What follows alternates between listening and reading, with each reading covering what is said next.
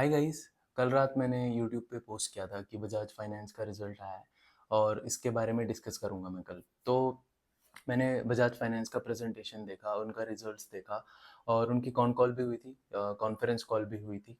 तो उसको भी मैंने मैनेजमेंट को देखा, उनको समझा कि वो क्या कहना चाह रहे हैं, उनकी कमेंट्री क्या है और आगे what is the guidance for the company going forward. ठीक है।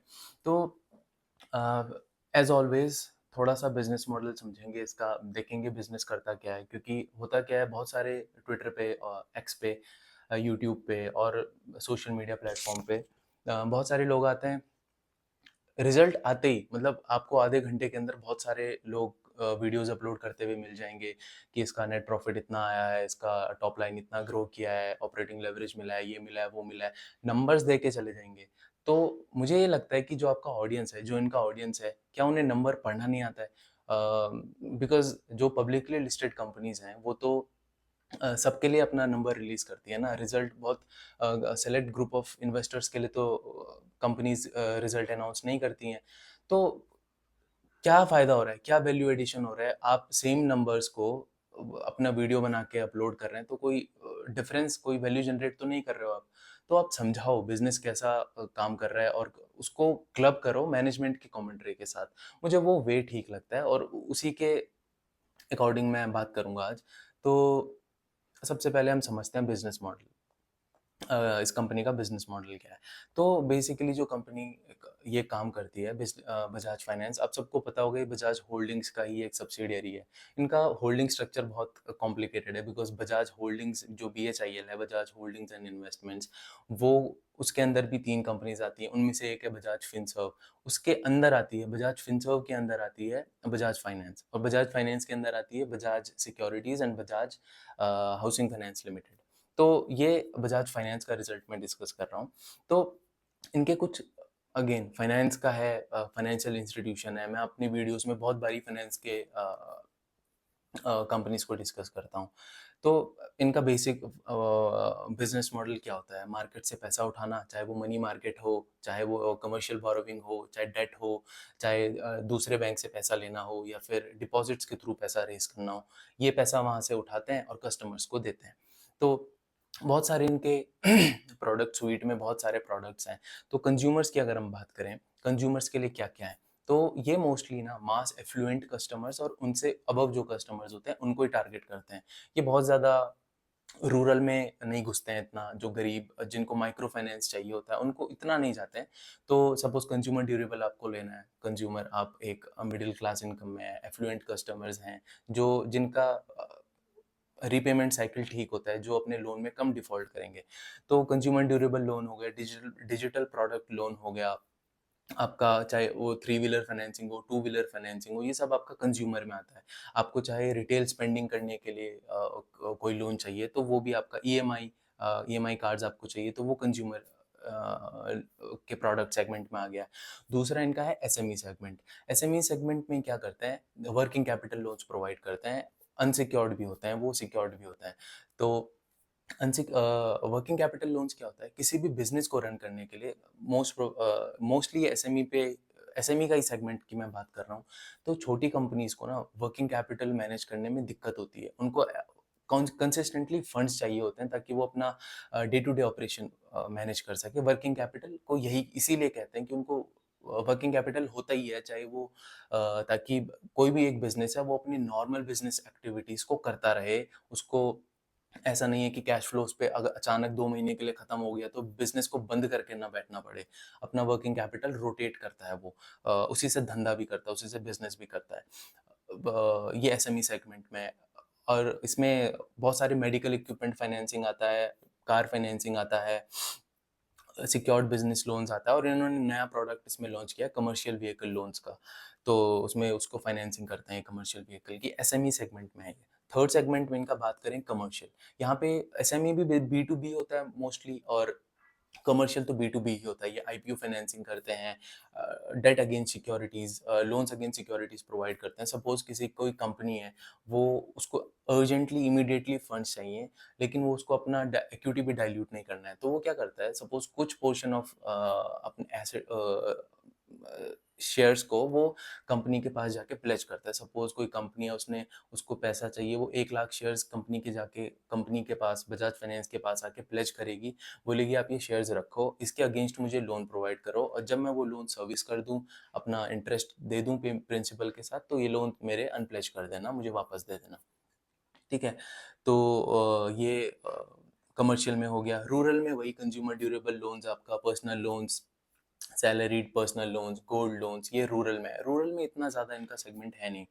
और डिपॉजिट्स की जब मैं बात करता हूँ, तो since Bajaj finance is an NBFC, ये टर्म डिपॉजिट ही ले सकता है, सेविंग्स डिपॉजिट नहीं लेता है, सेविंग अकाउंट नहीं होता है, डिमांड डिपॉजिट ये नहीं ले सकता है।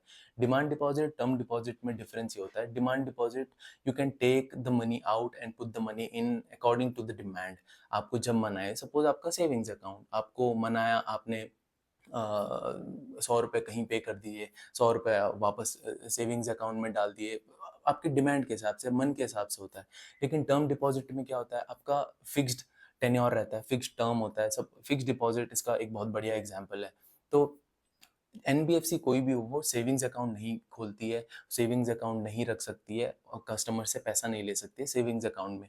तो ये भी टर्म डिपॉजिट लेती है बजाज फाइनेंस, रिटेल से भी लेती है, कॉर्पोरेट से भी लेती है, और सिस्टमेटिक डिपॉजिट प्लान भी करती है।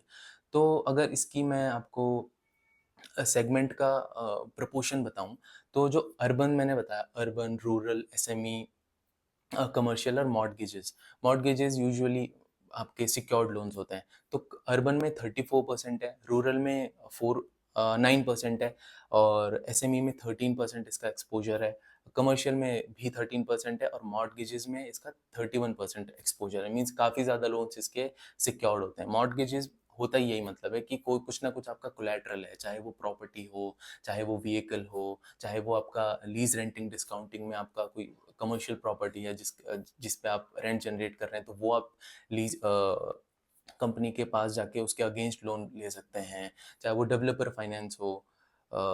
तो ये बेसिकली कंपनी का बिजनेस मॉडल है। कंपनी इस तरीके, इतनी ये products, company different kind of products, the company has created different kind of products for a different set of customers. तो अभी इस कंपनी का हम स्नैपशॉट देखते हैं, कंपनी का एक क्वार्टर कैसा गया है, और इसको मैं पिछले क्वार्टर से भी कंपेयर करूंगा और लास्ट क्वार्टर से भी कंपेयर करूंगा। तो द कंपनी का खुद का प्रेजेंटेशन में है, ये मिक्स्ड क्वार्टर था, विच मीन्स द कंपनी खुद से ही नहीं कह रही है कि बहुत अच्छा क्वार्टर है या बहुत बुरा ही क्वार्टर है, मिक्स क्वार्टर है। वॉल्यूम्स पे कंपनी ने अच्छा परफॉर्म किया है, लेकिन जो रिटर्न पैरामीटर्स है, रिटर्न रेशियोज हैं, वो कंपनी के इम्पैक्ट हुए हैं। वो क्यों इम्पैक्ट हुआ है, मैं आपको बताता हूँ। ठीक है। तो अगर हम AUM ग्रोथ की बात करें, जो एसेट्स अंडर मैनेजमेंट है, तो YOY अगर हम कंपेयर करें Q1 of this year to Q1 of last financial year, तो 31% का इंक्रीज आया AUM पे। ठीक है। अच्छा है, काफ़ी अच्छा इंक्रीज है, बिकॉज अगर इससे काफ़ी कम ज़्यादा करेगी तो रिस्क हो जाता है डिफॉल्ट्स का, और बहुत कम करेगी तो द कंपनी और the bank risk being unattractive. तो एक काफ़ी स्वीट स्पॉट पे कंपनी ने अपना AUM को ग्रोथ किया है। और हम operational expenditure to net income की अगर बात करेंगे, तो लास्ट ईयर है 34 था, और इस बार ही कम हुआ है, 33.3 हुआ है। तो इसमें एक इम्प्रूवमेंट आया। Obviously opex to net income आपका जितना कम होगा, मीन्स ऑब्वियसली ना, यही बात है, ऑपरेशनल एक्सपेंडिचर जितना कम होगा, मीन्स आपके ऑपरेशंस उतने एफिशिएंट होंगे, और उतना ही आपको लेवरेज मिलेगा आपके प्रॉफिट आफ्टर टैक्स में। तो जितना कम उतना अच्छा, but it should not be considered as a thumb rule, because अगर आपका ऑपेक्स बहुत कम है, इंडस्ट्री से बहुत कम है, तो कहीं ना कहीं वो ये भी सजेस्ट करता है कि management is not hungry for growth, it's not expanding it's geographical range, और नए नए कस्टमर्स को एक्वायर नहीं कर रहा है, बिकॉज लोन्स का जो गेम होता है वो वॉल्यूम बेस्ड होता है। अगर वॉल्यूम आप लगातार जनरेट नहीं कर रहे हो, तो आप कितना ही क्रॉस सेल कर लोगे एग्जिस्टिंग कस्टमर्स को। ठीक है। पैट की हम बात करते हैं, तो जैसे AUM 31% से ग्रो किया है, पैट सिर्फ 14% से ग्रो किया है। ये 14% से इसीलिए ग्रो किया है, कंपनी ने स्पेसिफाई किया मैनेजमेंट ने कि एक वन टाइम रिवर्सल हुआ था डिफर्ड टैक्स लाइबिलिटी का, वो 74 करोड़ का आउटफ्लो हुआ है, कैश आउटफ्लो, और इसी वजह से जो आपका पैट है उसमें बिल्कुल ही जो इंक्रीमेंट है वो बहुत कम है, बहुत सबड्यूड है। कहाँ तो AUM आपका टॉप लाइन 31% से ग्रो किया है, और आपका जो पैट है वो सिर्फ 14% से ग्रो किया है। ऑपरेटिंग लेवरेज तो दूर दूर तक नहीं मिला है कंपनी को। आरओई की अगर हम बात करें तो लास्ट क्वार्टर में आरओई वाज 24.5% और इस क्वार्टर में जाके 19.9% कंपनी का आरओई हुआ है। और अ, ये कहना कंपनी का इसीलिए भी है ना, लास्ट ईयर कुछ ज़्यादा ही इसका आरओई हो गया था, एक अनएक्सेप्शनली हाई। इनफैक्ट आपका आरओई भी 5.4 था लास्ट ईयर इस क्वार्टर में, तो वो भी एक्सेप्शनली हाई था। कंपनी का जो लॉन्ग टर्म गाइडेंस है वो 4.7 4.8 इस तरीके का आरओई का है और 19 टू 23% आरओई का है, 21 टू 23% आरओई का है। तो last year it was very exceptionally high, तो इस बारी 19.9% थोड़ा कम लग रहा है। कम इसीलिए भी है, अगेन वो मैं रीजंस आगे डिस्कस करूंगा। काफ़ी डिटेल्ड होगा ये वीडियो, बिकॉज मैं रिजल्ट को बहुत डिफरेंट एंगल से देखूंगा कि कैसा आया और गाइडेंस के साथ मैच करके देखूंगा, because I have also heard the commentary from the management itself. ठीक है, एनपीए की हम बात करते हैं, नेट एनपीए की हम बात करते हैं। तो नेट एनपीए में भी थोड़ा इंक्रीज आया है। Last quarter of first quarter of the last financial year NPA was 0.31, अभी इस बारी एनपीए इंक्रीज होकर 0.38 हो गया है। सारा रीजंस एक ही उसके पीछे रीजन है, वो सारा मैं डिस्कस करूंगा। ठीक है, अब हम एयूएम की हमने बात कर दी है, हमने अब इसकी जियोग्राफिकल फुटप्रिंट की बात करते हैं और कस्टमर एक्विजिशन की बात करते हैं। तो जैसे मैंने कहा, अब बजाज फाइनेंस का ना ऑलरेडी बेस बहुत हाई हो चुका है। ये आई थिंक ये 4 लाख करोड़ मार्केट कैप इसका 4 लाख करोड़ का हो चुका है। बहुत बहुत हाई मार्केट कैप है ऑलरेडी। आई थिंक ये कंपनी 8.8 करोड़ कस्टमर्स को केटर करती है, जिसमें कि 5.5 को एक क्रॉस सेल करती है। क्रॉस सेल क्या होता है? अगर आपने एक कस्टमर एक्वायर किया है और उसने एक सपोज होम लोन लिया है, तो होम लोन तो सिक्योर्ड लोन होता है, उसमें ज़्यादा मार्जिन होते नहीं है, स्प्रेड ज़्यादा बना नहीं पाता है बैंक। तो सपोज उस कस्टमर का होम लोन खत्म हो गया, अब उस कस्टमर को पर्सनल लोन भी चाहिए, तो बैंक को कोई एडिशनल कॉस्ट नहीं आएगा उस कस्टमर को एक्वायर करने का। उसी कस्टमर को जिसको होम लोन दिया था पहले, उसको अब वो पर्सनल लोन भी दे सकती है। और since personal loans are unsecured, वहाँ पे स्प्रेड ज़्यादा है, यील्ड ज़्यादा है और कॉस्ट ऑफ फंड्स तो उतना ही रहता है। तो क्रॉस सेलिंग इसे कहते हैं, एक ही कस्टमर को डिफरेंट प्रोडक्ट्स चिपका देना एक तरीके से। तो अगेन ऑलमोस्ट 9 करोड़ कस्टमर्स को कंपनी इस साल तो मुझे लगता है कर ही देगी केटर। तो अब ज़्यादा एडिशनल कस्टमर्स कैसे आएंगे कंपनी के पास? तो कंपनी के लिए बहुत इंपॉर्टेंट हो जाता है अपने अपने आप को एक्सपैंड करना न्यूअर ज्योग्राफीज में और डिस्ट्रीब्यूशन पॉइंट्स को भी लगातार एक्सपैंड करना। तो इस क्वार्टर में 57 न्यू लोकेशंस में कंपनी गई है और 8.9 थाउजेंड डिस्ट्रीब्यूशन पॉइंट्स कंपनी ने खोला है। तो इस ये रेट ऑफ पेस जो है, ये आपको फॉलो करना पड़ेगा आगे जाके कैसा कर रही है, क्योंकि लगातार कंपनी को एक्वायर करना ही है, वॉल्यूम्स का प्ले है बजाज फाइनेंस में। तो ये करना ही पड़ेगा, एग्जिस्टिंग कस्टमर्स को कितना ही अपसेल करेगी और कितना ही क्रॉस सेल कर लेगी। ठीक है, अब हम बात करते हैं liability cost of fund. Important, ये इम्पॉर्टेंट इसीलिए है बिकॉज यहाँ से आप समझ जाएंगे कि इस क्वार्टर में जो वेरिएशंस आए हैं और सबड्यूड परफॉर्मेंस थोड़ा रहा है रिटर्न रेशियोज का, वो क्यों रहा है। अब कॉस्ट ऑफ फंड की हम बात करते हैं, तो 7.94% था कॉस्ट ऑफ फंड। मैंने क्या बोला था, हमेशा हर वीडियो में ये एक ही चीज़ बोलता हूँ कि बिजनेस मॉडल बैंक का बहुत सेम है। बिजनेस मॉडल में क्या होता है, बैंक की कुछ कॉस्ट ऑफ फंड्स होती हैं जो मार्केट से पैसा उठाता है, और फिर होता है आपका यील्ड जिस पे आप कस्टमर्स को आगे जाके लोन दे रहे हैं, और बीच का होता है आपका spread, yield minus your cost of funds. तो जब आपका कॉस्ट ऑफ फंड बढ़ गया है, इस बार इस क्वार्टर में 7.94% कॉस्ट ऑफ फंड था, जो कि 8 बेसिस पॉइंट्स हायर था Q4 of FY24 last quarter से। जनवरी, फरवरी और मार्च का जो क्वार्टर था उससे 8 बेसिस पॉइंट हाई था कॉस्ट ऑफ फंड। और बहुत बारी मैंने ये चीज डिस्कस करी है कि कॉस्ट ऑफ फंड इंक्रीज होना it's a nightmare for a bank. जहां कॉस्ट ऑफ फंड इंक्रीज हुआ वहां पे रिटर्न रेशियोज खराब हो जाते हैं। सिंपल सिंपल सा बात है, देखो कॉस्ट ऑफ फंड बढ़ा तो आपका जो यील्ड है वो तो सेम है। अब यील्ड सेम है, कॉस्ट ऑफ बढ़े हुए कॉस्ट ऑफ फंड पे सेम यील्ड पे आपका स्प्रेड कंप्रेस हो जाता है, स्प्रेड आपको कम मिलता है। स्प्रेड कम मिलेगा तो आपका रिटर्न रेशियो सारे खराब हो जाएंगे, आपका रिटर्न ही नहीं बनेगा ना बिना स्प्रेड के, निम्स कंप्रेस हो जाएगा। ठीक है, अब इसके डिपॉजिट बुक की बात करते हैं। अभी प्रॉब्लम मैं आप समझाऊंगा आगे क्यों हुआ है, कॉस्ट ऑफ फंड तो बढ़ा है और बाकी प्रॉब्लम क्यों है, लेकिन बाकी चीज़ें क्लियर कर दूं लिक्विडिटी के हिसाब से। तो कॉस्ट ऑफ आपका बैंक का डिपॉजिट ने काफ़ी अच्छा ग्रोथ किया 26% का। और अभी करंटली जो बैंक की बोरोविंग्स हैं, अगेन वही सिंपल बेसिक मॉडल, बोरोविंग्स होती हैं बैंक की, और वो आगे जाके उन्हीं बोरोविंग्स पे को यूज़ करके लोन देता है। तो बैंक की जो डिपॉजिट्स हैं वो 20% ऑफ द एंटायर बोरोविंग्स हैं। जितना ज़्यादा डिपॉजिट से बोरोविंग बढ़ेंगी उतना ज़्यादा बैंक के लिए अच्छा होता है, बिकॉज कॉस्ट ऑफ फंड कम होता है वहाँ पे। अगर हम लीड फाइनेंशियल इंडिकेटर्स की बात करें ऑपरेटिंग एफिशिएंसी पे, तो नेट इंटरेस्ट इनकम इस बारी कंपनी का 25% से ग्रो किया है, लेकिन ये जो एनआईआई मार्जिन है यहाँ पे 23% का इम्पैक्ट आया है। वो क्यों आया है? अगेन कॉस्ट ऑफ फंड बढ़ा, तो कंपनी का मानना यही है, कंपनी का मैनेजमेंट की कमेंट्री यही है कि जो निम्स का कंप्रेशन हुआ वो 23% था, तो 13% इसमें से जो हुआ है that is because of cost of funds, and 10% जो हुआ है that is because of AUM composition. अब इसको समझते हैं आराम से। ये है मेन जो प्रॉब्लम कंपनी को आया है इस क्वार्टर में। तो अगेन मैंने बताया, हमेशा हर वीडियो में सेम चीज मैं बोलता भी रहूंगा जब तक आप लोगों को ये समझ नहीं आता है। कॉस्ट ऑफ फंड जहां बढ़ा वो एक रेड सिग्नल होता है, वो आपको ट्रैक करना है। तो अगेन कंपनी का कॉस्ट ऑफ फंड बढ़ा, निम्स में कंप्रेशन आ गया 23 बेसिस पॉइंट्स का। 1% में होते हैं, 1 परसेंटेज पॉइंट होता है 100 बेसिस पॉइंट्स के बराबर। तो 13 बेसिस पॉइंट का डिफरेंस आया है सीधा सीधा कॉस्ट ऑफ फंड से।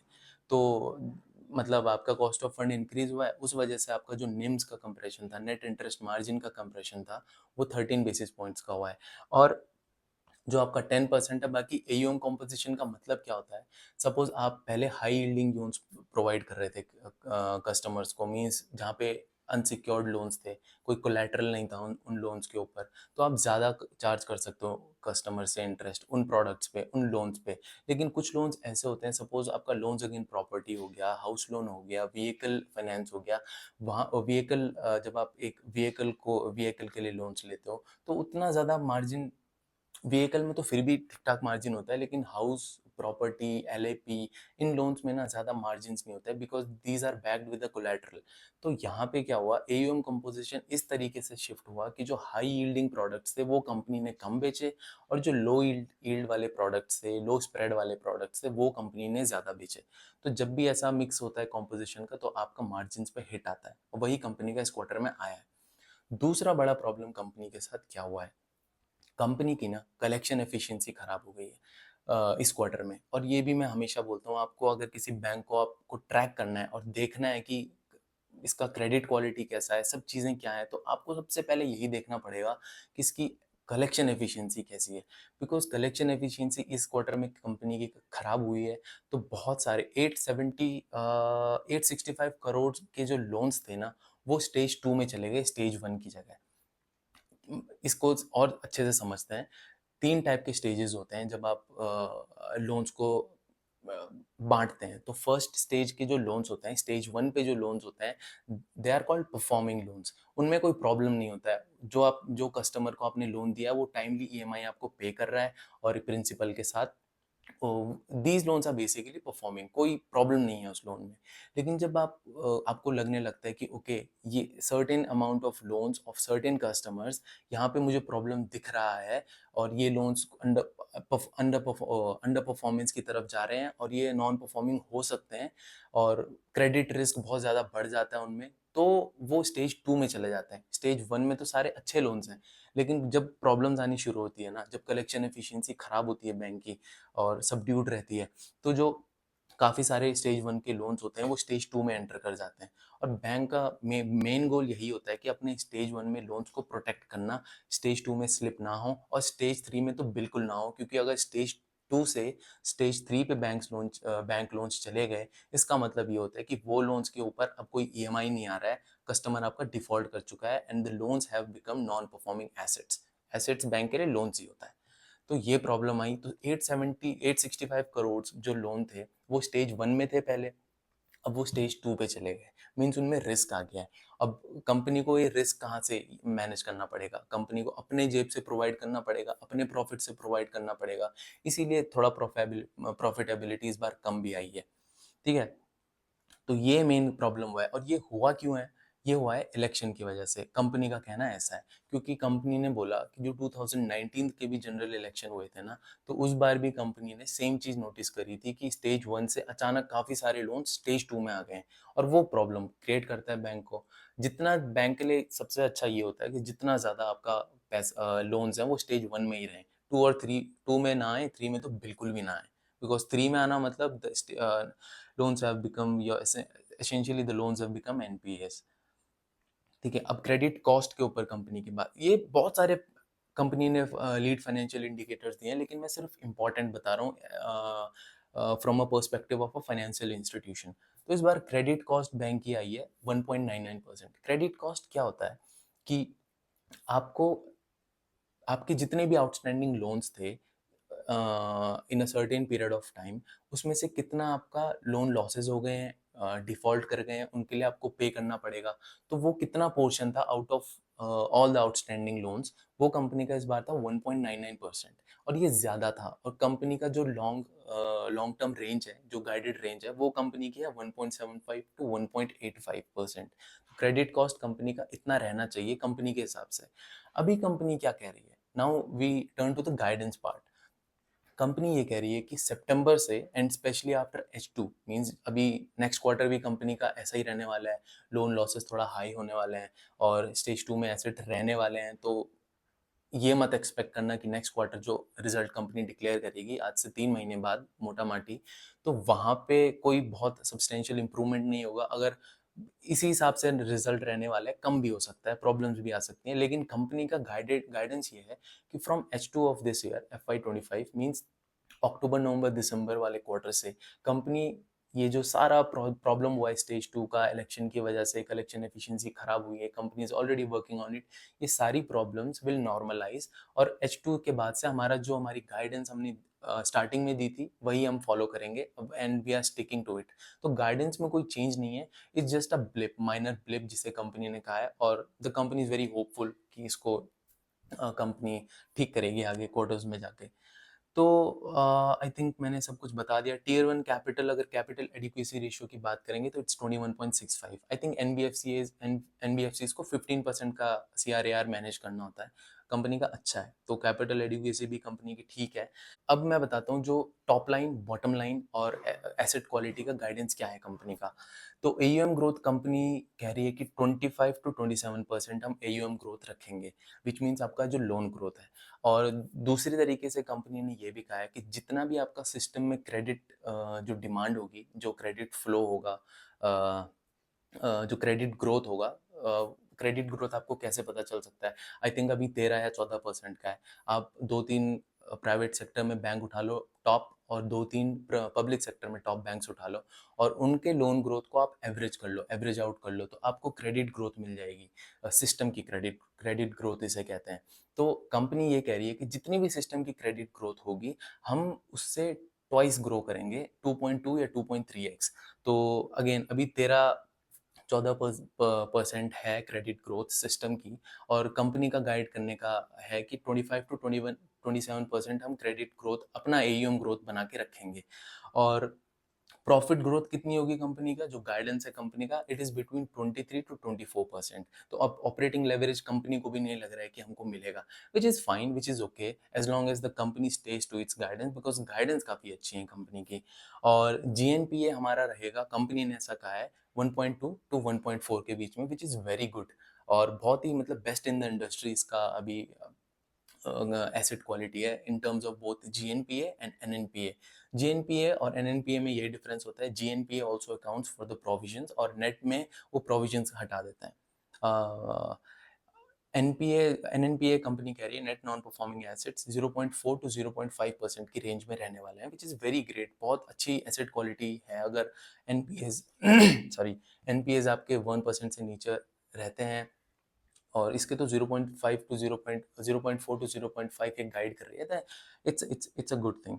रिटर्न ऑन एसेट्स कंपनी का लॉन्ग टर्म 4.6 टू 4.8% का गाइडेंस है, और रिटर्न टू इक्विटी मैंने आपको बता दिया था 21 to 23% का आरओई का गाइडेंस है। अभी आपको क्या देखना है? सबसे एक इम्पॉर्टेंट चीज़ ये है कि अगर किसी कंपनी ने या किसी मैनेजमेंट ने आके गाइडेंस दिया है, तो इसका मतलब ये तो नहीं है ना कि वो कंपनी वो गाइडेंस पे स्टिक करेगी, एंड इट्स अ गारंटी, कोई सॉवरेन गारंटी तो प्रोवाइड नहीं करती हैं ये कंपनियां। तो आपको क्या करना है, आपको कैसे पता चलेगा whether the company is sticking to its guidance or not? आपको तब पता चलेगा जब आप कंपनी को अगले क्वार्टर पे भी ट्रैक करोगे, उसके अगले क्वार्टर में भी ट्रैक करोगे। जहां आपने ट्रैक करना छोड़ा, आपका फ्लो टूट जाएगा, आपको समझ नहीं आएगा कि कंपनी जो गाइडेंस दिया है वो उस पे whether the company is sticking to its guidance or not। तो फाइनली अब हम बात करते हैं, जैसा मैंने कहा लास्ट में थोड़ा वैल्यूएशन के ऊपर बात करते हैं, ठीक है। तो अगर हम आज इसको देखें तो stock is already down by 2.3%। तो कंपनी कंपनी के रिजल्ट्स मार्केट को तो अच्छे नहीं लगे, इसीलिए द स्टॉक इज डाउन, ठीक है। अब इसका अगर प्राइस टू बुक देखें तो 5.32 का हो गया है। अब प्राइस टू अर्निंग्स में इसीलिए नहीं देख रहा हूँ क्योंकि बैंक्स को, किसी भी फाइनेंशियल इंस्टीट्यूशन को, it's not a good way, R P is not a good parameter.